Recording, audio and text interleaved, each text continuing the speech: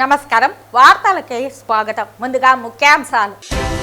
హతీరాంజీ మఠంలో దొంగలు పడ్డారు. గత వైసీపీ ప్రభుత్వంలో చోటా మోటా లేదర్లు 300 ఎకరాలకు పైగా మఠం భూములను కబ్జా చేయడానికి సహకరించిన ఉద్యోగస్తులే నేటికి కొనసాగుతున్నారు ఆరోపించిన జనసేన నేత కిరణ్ రాయల్. తిరుపతి శాంతినగర్ లో ఉన్న ఇళ్లన్నీ 22/8 పరిధిలోనే ఉన్నాయి. నోటీసులు అక్నాలెడ్జ్మెంట్ ఇవ్వకుండా కార్పొరేషన్ అధికారులు భవనాన్ని తొలగించడానికి వచ్చారు. శేఖర్ రెడ్డి ఊరిలో లేని సమయంలో ఇలా చేయడం దారుణం. మండిపడ్డ YCP Tirupati in charge Bhumana Abhinay Reddy, mayor doctor Sirisha.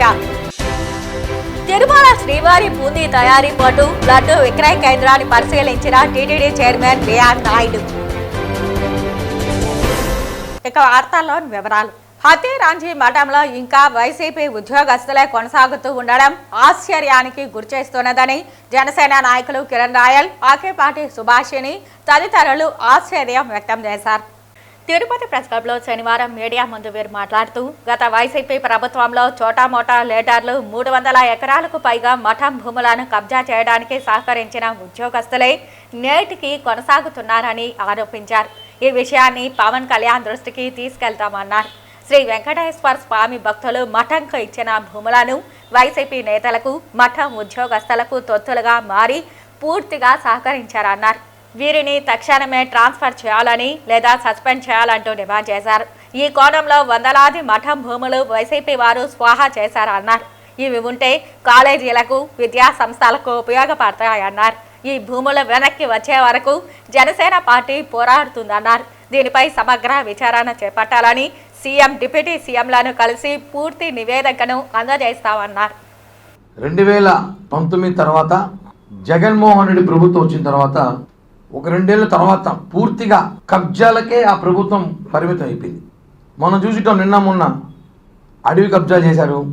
అదొకటే కాదు, మఠాలు కూడా కబ్జా చేశారు. తిరుమల తిరుపతిలో వైసీపీ చోటా లీడర్, గల్లీ లీడర్ నుంచి ఢిల్లీ లీడర్ అంటే ఎంపీల నుంచి గల్లీ లీడర్ వరకు వైసీపీలో హతీరాంజీ బాబా మఠాలు భూములను 300 ఎకరాలకు పైగా దోచుకున్నారు. ఇది వాస్తవం.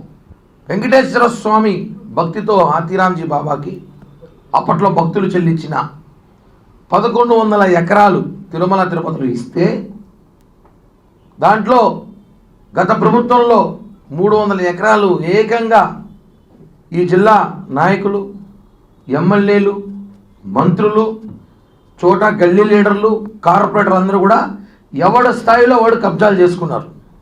చాలా బాధాకర విషయం. ఇప్పుడు ప్రభుత్వం మారిన తర్వాత 7 నెలలు అవుతా ఉంది. ఇప్పటికి కూడా అధికారులు మారినట్లేరు. ఇంకా ఆ కబ్జాదారులకే మద్దతు తెలుస్తుందని చెప్పి సమాచారం ఉంది. అనేక సమస్యలు మా దృష్టికి వచ్చాయి, జనసేన పార్టీ దృష్టికి అనేక సమస్యలు. మఠం భూముల్లో అనేకంగా ఈ ప్రభుత్వం మారిన తర్వాత కూడా మమ్మల్ని ఇబ్బంది పెడుతున్నారు, మమ్మల్ని బెదిరిస్తున్నారు. మఠంలో వాళ్ళే కంప్లైంట్లు చేస్తున్నారు, వచ్చి మమ్మల్ని ఆదుకోండి అనేసి. ఆ పరిస్థితుల్లో ఈరోజు తిరుపతిలో ఉంది. తిరుపతి పరిసరాల్లో, తిరుపతి సిటీలో, టౌన్లో 150 ఎకరాలు కట్టి కొట్టేశారు. తిరుపతి టౌన్లో మాజీ ఎమ్మెల్యేలు బైరాగిపేటల్లో కానీ, రెడ్డి మన బైరాపేట ఎంఆర్పల్లిలో కానీ, ఎయిర్ బైపాస్ రోడ్లో కానీ, వైకుంఠపురం కానీ, ఒకటి కాదు చాలా చోట్ల అన్నీ ఉన్నాయి. అవన్నీ కూడా ఓపెన్గా దౌర్జన్యం చేసి కొట్టేసిన జాగాలు ఇప్పుడు కూడా వాళ్ళ కంట్రోల్లో ఉన్నాయి. అవే కదా బాధ. ఇప్పుడు కూడా వైసీపీ నాయకుల కంట్రోల్లో ఉన్నాయి. అవన్నీ కూడా మీరు తీసుకోవచ్చు కదా, ఎందుకు తీసుకోలేకపోతున్నారు? ఇక్కడ ఒక ఆయన ఉన్నాడు, రెడ్డి గారు ఇన్ఛార్జ్ ఇక్కడ.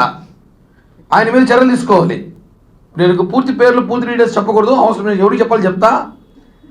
వాళ్ళిద్దరూ డబ్బులు అమ్ముడుపోయి తిరుపతిలో మఠాలన్నీ కూడా అమ్మేస్తున్నారు. ఇది వాస్తవం.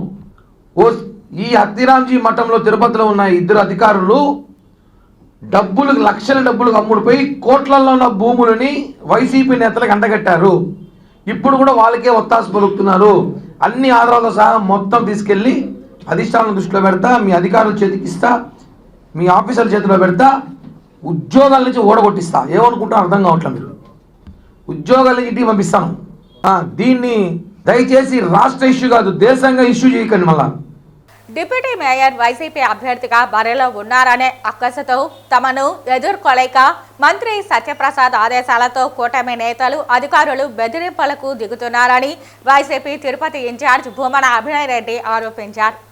తిరుపతి శాంతినగర్లో ఉన్న ఇళ్లన్నీ 22/8 పరిధిలోనే ఉన్నాయి. నోటీసులు అక్నాలెడ్జ్మెంట్ ఇవ్వకుండా కార్పొరేషన్ అధికారులు భవనాన్ని తొలగించడానికి వచ్చారు.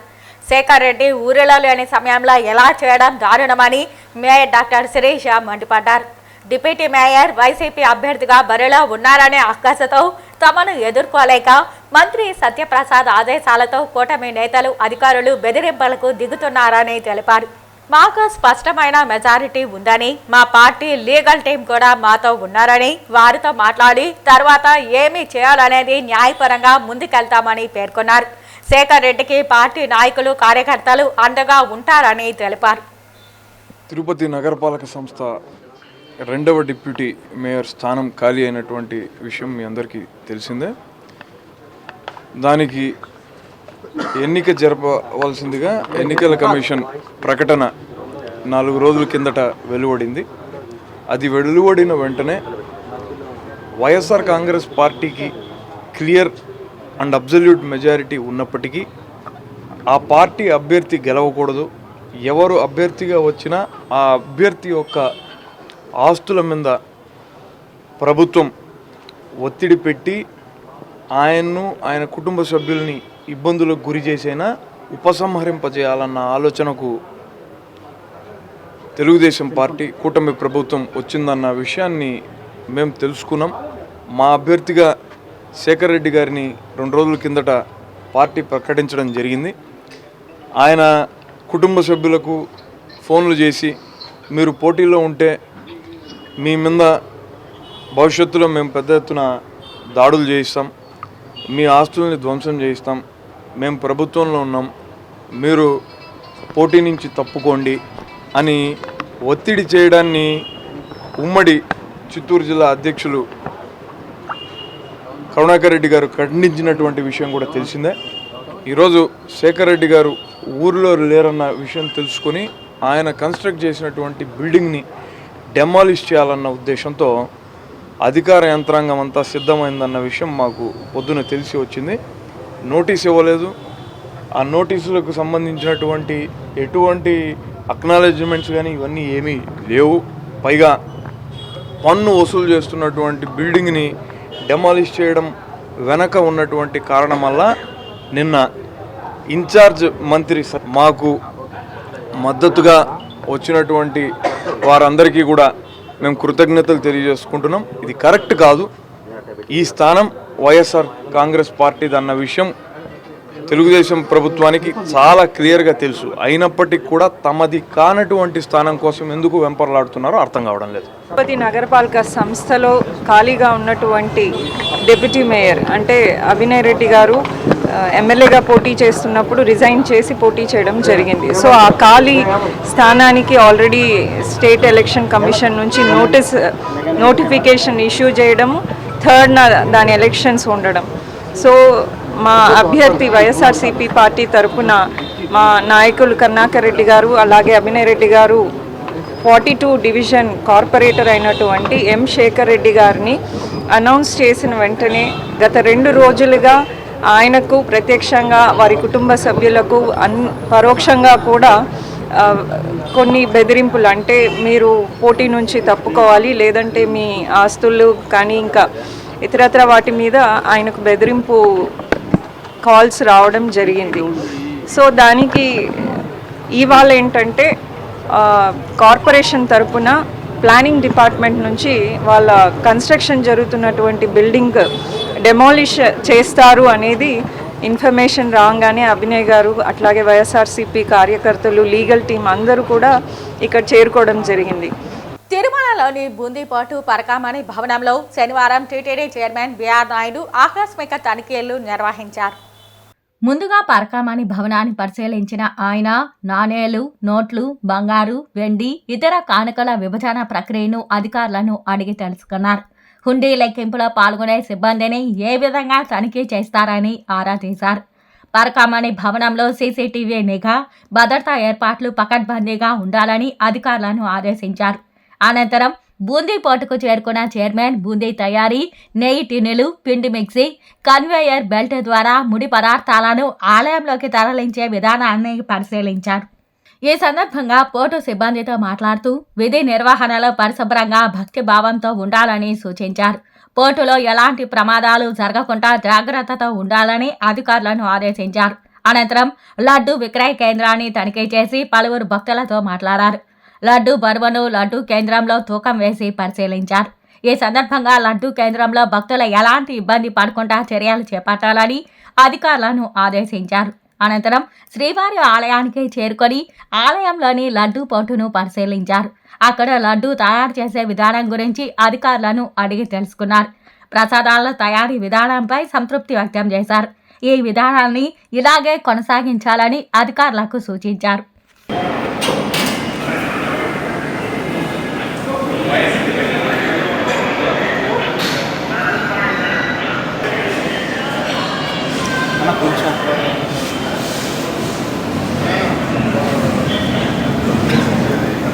తిరుపతి నగరపాలక సంస్థ పరిధిలోని డివైడర్లు, కూడళ్లలో జరుగుతున్న సుందరీకరణ పనులు త్వరగా పూర్తి చేయాలని నగరపాలక సంస్థ commissioner, smart city managing director N Maurya అధికారులను ఆదేశించారు. శనివారం ఉదయం నగరంలోని సుబ్బలక్ష్మి కూడలి, రామానుజ కూడలి, లీలామహల్ కూడలి తదితర ప్రాంతాలలో సుందరీకరణ పనులు, గొల్లవాని గుంటలో క్రికెట్ స్టేడియం పనులను, పాత మున్సిపల్ కార్యాలయం స్థానంలో నూతనంగా నిర్మిస్తున్న సిటీ ఆపరేషన్ సెంటర్ నిర్మాణ పనులను ఇంజనీరింగ్, స్మార్ట్ సిటీ అధికారులతో కలిసి కమిషనర్ పరిశీలించారు. ఈ సందర్భంగా కమిషనర్ మాట్లాడుతూ నగరంలోని అన్ని కూడళ్లు, డివైడర్లలో రంగురంగుల పూల మొక్కలు నాటి పచ్చదనం పెంచాలని అన్నారు. అన్ని చోట్ల గోడలకు అందమైన చిత్రాలు, పెయింటింగ్ వేయించాలని అధికారులను ఆదేశించారు. అనంతరం గొల్లవాని గుంట వద్ద నిర్మించిన క్రికెట్ స్టేడియంను పరిశీలించారు. పెండింగ్లో ఉన్న పనులు అన్నీ త్వరగా పూర్తి చేయాలన్నారు. అలాగే ప్రహరీ గోడలకు రంగులు వేయించి చుట్టూ మొక్కలు నాటాలని సూచించారు. పాత మున్సిపల్ కార్యాలయం స్థానంలో నిర్మిస్తున్న సిటీ ఆపరేషన్ సెంటర్ను పరిశీలించి గడువులోపు నాణ్యతతో పనులు పూర్తి చేయాలని అధికారులను ఆదేశించారు. నిర్మాణ పనుల్లో మార్పులు చేర్పులు సూచించారు. కమిషనర్ వెంట సూపరింటెండెంట్ ఇంజనీర్ చంద్రశేఖర్, డిఈలు రాజు, రమణ, ఏఈకాం ప్రతినిధులు బాలాజీ, అనిల్, ఆఫ్కాన్ సంస్థ ప్రతినిధి స్వామి తదితరులు ఉన్నారు. తన గానామృతంతో తెలుగు ప్రజల హృదయాల్లో సుస్థిర స్థానం సంపాదించుకున్న అమర గాయకులు ఘంటసాల వెంకటేశ్వరరావుని రాయలసీమ రంగస్థలి చైర్మన్ గుండాల గోపీనాథ్ రెడ్డి అన్నారు. ఘంటసాలపై అమితమైన అభిమానం కలిగిన అభిమానులు, కళాకారులు ప్రతి నెల 1వ తేదీన తిరుపతిలోని ఘంటసాల విగ్రహానికి నివాళులు అర్పిస్తుంటారు. అందులో భాగంగా శనివారం ఉదయం ఘంటసాల అభిమానులు రాయలసీమ రంగస్థలి చైర్మన్ గుండాల గోపీనాథ్ రెడ్డి ఆధ్వర్యంలో పాలాభిషేకం నిర్వహించి పూలమాలలు వేసి ఘనంగా నివాళులు అర్పించారు. అనంతరం కళాకారుని ఉషారాణికి ఘంటసాల పురస్కారాన్ని అందించి ఘనంగా సత్కరించారు. ఈ సందర్భంగా వారు మాట్లాడుతూ ఘంటసాల తన మధురమైన గానంతో అనేక పాటలను పాడి తెలుగు ప్రజల హృదయాల్లో సుస్థిర స్థానం సంపాదించుకున్నారని కొనియాడారు. ఆయన భౌతికంగా మన మధ్య లేనప్పటికీ ఆయన పాటల రూపంలో ఎప్పటికీ బతికే ఉంటారని పేర్కొన్నారు. ఈ కార్యక్రమంలో కళాకారులు కెఎన్ రాజా, తిరుమలయ్య, రామచంద్ర, కొట్టే సుబ్రహ్మణ్యం, వాసు, బ్రహ్మానందం, విజయభాస్కర్ రెడ్డి, యశస్విని, సురేష్ స్వామి, రాజశేఖర్ రెడ్డి, హనుమంతరావు, సుబ్రహ్మణ్యం రెడ్డి, కస్పా పద్మనాభం, రవిప్రసాద్ తదితరులు పాల్గొన్నారు. ప్రజాగాయకుడు ఘంటసాల. ఆయన పాటలు జనరంజకంగా మనలో లేకపోయినా ఇప్పుడు అమరత్వాన్ని పొందాడు. కానీ వారి పాటలు కూడా మనం ఇంకా వింటూనే ఉన్నాం. వారి పాటకు మాత్రం మరణం లేదు. ఇక్కడ శ్రీమహల్ కోటల్లో ఉండేటటువంటి ఘంటసాల విగ్రహానికి ప్రతి నెల 1వ తారీఖు రాయలసీమ రంగస్థలి కళాకారులంతా కలిసి గుండాల గోపీనాథ్ రెడ్డి నిర్వహణలో ఆయనకి ప్రతి నెల 1వ తారీఖు పాలాభిషేకం నిర్వహిస్తూ ఒక కళాకారుని సత్కరిస్తూ ఉన్నాం. అమర గాయకుడు అజారామరంగా ఆచంద్రార్కం వర్ధిల్లుతున్నటువంటి ఘంటసాల వెంకటేశ్వరరావు గారి హాస్య విగ్రహానికి ప్రతి నెల 1వ తేదీన రాయలసీమ రంగస్థల కళాకారులు, స్థానిక కళాకారుల ఆధ్వర్యంలో, కొండాల గోపీనాథ్ గారి ఆధ్వర్యంలో వారి కాశ్య విగ్రహానికి పాలాభిషేకం చేసి కళాకారులను సన్మానించడం ఆనవాయితీగా పెట్టుకున్నారు. కళాకారులందరూ కూడా పుష్పాంజలి ఘటించవలసినటువంటి ఈ ఘంటసాలని ఆచంద్రార్కం గుర్తుపెట్టుకోవాలని, వెంకటేశ్వర స్వామికి తిరుపతికి అవినాభావ సంబంధం కలనటువంటి వెంకటేశ్వరరావు గారిని మనం స్మరించుకోవడం తప్పుతుంది. ప్రతి నెల 1వ తేదీ కార్యక్రమంలో కొండాల గోపీనాథ్ నాయకత్వంలో ఈరోజు ఉషారాణి అనే అభిమానికి రాయలసీమ రంగస్థలము సన్మానించడం సంతోషించదగినం. మధురగాయకుడైన ఘంటసాల ఆయన పాటలు, భగవద్గీత కానీ, యుగల గీతం కానీ, భక్తి పాటలు కానీ జనరంజకమై ఆయన ఇక్కడంతా మన మనుషులంతా కూడా పాటల్లో ఆ రుచి చూపించాడు. ఆ గానగంధర్వుడు దేవతలకి ఈరోజు వినిపిస్తున్నాడు. ఆయన మరణం అనేది ఆయనకు మరణమే లేదు. మన గుండెల్లో, మన జీవితాలంతా కూడా ఆయన ఒక భాగమే ఉంటారు. ఇలాంటి పెద్దలు, గోపీనాథ్ లాంటి వాళ్ళంతా కూడా ఆధ్వర్యంలో ఇలాంటి కార్యక్రమం చేయడం చాలా సంతోషం. శనివారం రోజున తిరుపతి నగరం గోవింద నామస్మరణతో మారుమ్రోగింది. ఉదయం 5 గంటల నుంచి దాదాపు 100 మంది భజన మండలి కళాకారులు, భక్తులు తిరునామాలు ధరించి సాంప్రదాయ వస్త్రాలతో, మంగళ వాయిద్యాలు, తపట తాళాలతో నగరంలో గోవింద నామ సంకీర్తనలు ఆలపించారు. తిరుపతి నగరంలో మరింత ఆధ్యాత్మిక శోభను పెంచడానికి ఇటు స్థానికుల్లోనూ అటు భక్తుల్లోనూ భక్తిభావాన్ని మరింత పెంచాలన్న సంకల్పంతో స్థానిక భజన మండలి కళాకారులు ప్రతి శనివారం నగరంలో గోవిందనామ సంకీర్తనలను చేపడుతున్నారు. అందులో భాగంగా ఉదయం 5 గంటల నుంచి దాదాపు 100 మంది భజన మండల కళాకారులు, భక్తులు తిరునామాలు ధరించి సంప్రదాయ వస్త్రాలతో, మంగళ వాయిద్యాలు, తప్పట తాళాలతో నగరంలో గోవిందనామ సంకీర్తనలు ఆలపించారు.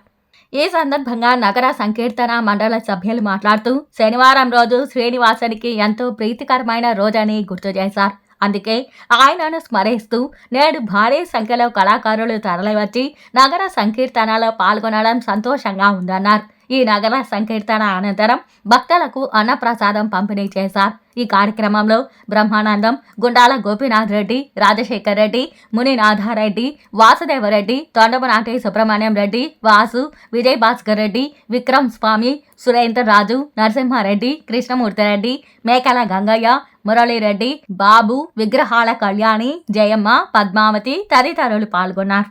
నమో వెంకటేశాయ. తిరుపతి నగరంలోని ప్రతి శనివారం ఇక్కడ జరుగుతున్న నగర సంకీర్తన ఎంతో అద్భుతంగా ఉంది. ఇది ప్రతి శనివారము మనం చేస్తూనే ఉన్నాము. ఈ మాఘమాసంలో చేస్తున్న దానికి అత్యంత పవిత్రత ఉంది. అదేవిధంగా మన కుంభమేళాలో జరుగుతున్న పుష్కరాలని దర్శించినంత ఎంతో సంతోషంగా ఉంది. ఇక్కడ వీళ్ళు చేసిన భక్తి సంగీతంలో మన అందరూ పవిత్ర గంగానది పుణ్యస్నానం చేసినంత పుణ్యం లభిస్తుందని అదే విధమైన వాతావరణం కల్పించారు. ఇదివరకు మనం చాలాసార్లు చెప్పుకున్నట్టు ప్రతి వీధిలో ఈ నగరంలోని ప్రతి సనాతన కాలం నుంచే ఈ నగర సంకీర్తన అనేది ప్రారంభం అయ్యింది. ఈ యొక్క తిరుపతిలో గోవిందరాజం టెంపుల్ నుంచి తిరు మాడవీధుల్లో ఈ యొక్క నగర సంకీర్తన 5 గంటల నుంచి 6:30 గంటల మధ్యలో ఈ యొక్క భజన ప్రారంభం అవుతుంది. అదేవిధంగా ఈ యొక్క నగర సంకీర్తన 6 మందితో స్టార్ట్ అయ్యి 100 మంది అయినారు.